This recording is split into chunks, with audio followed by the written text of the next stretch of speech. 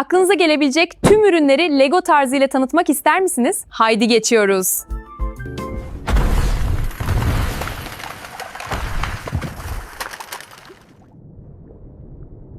Hazırsanız hemen uygulamaya başlayalım. İlk durağımız ChatGPT. İhtiyacımız olan ana prompt şablonunun linkini açıklama kısmına bırakıyorum. Oradan doğrudan kopyalayabilirsiniz. Prompt içerisinde yer alan alanları istediğimiz bir ürün ile kişiselleştirebiliriz. Ben Kinder sürpriz yumurta seçeceğim. Alt kısma geçiyorum ve hedefimi yazıyorum. Kinder Surprise Egg.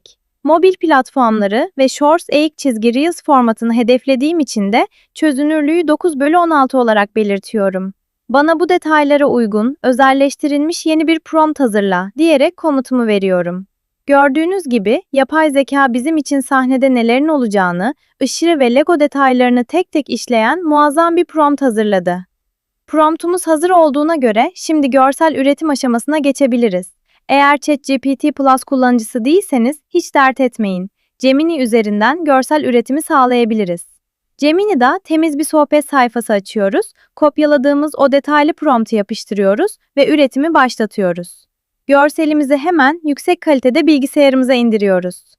Görselimiz cepte. Şimdi sıra bu durağan resmi dinamik bir reklama dönüştürmekte. Bunun için Google Flow platformuna gidiyoruz.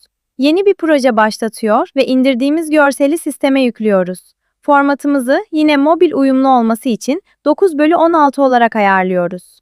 Şimdi işin yaratıcı kısmına geldik. Yapay zekaya bu görseli nasıl hareket ettirmesi gerektiğini söyleyeceğiz. Ben doğrudan hareketli bir reklam kurgulaması için Create Ads, reklam oluştur komutunu yazıyorum ve oluştur butonuna basıyorum. Ve işlem tamam. Gelin ortaya çıkan nihai reklam filmine hep birlikte bakalım. Get ready for the ultimate surprise! Now with Lego Bricks! Gerçekten harika bir iş çıkardı. Akıcılık, Lego parçalarının dokusu ve kameranın hareketi tam bir profesyonel reklam ajansı işi gibi duruyor. Bu yöntemi kullanarak sadece içerik üretmekle kalmaz, aynı zamanda yerel veya küresel markalara Lego temalı dijital reklam tasarımları sunarak bunu bir iş modeline dönüştürebilirsiniz. Bugünkü videonun sonuna geldik. Eğer videoyu faydalı bulduysanız beğenmeyi ve kanala abone olmayı unutmayın. Yeni videolarda görüşmek üzere.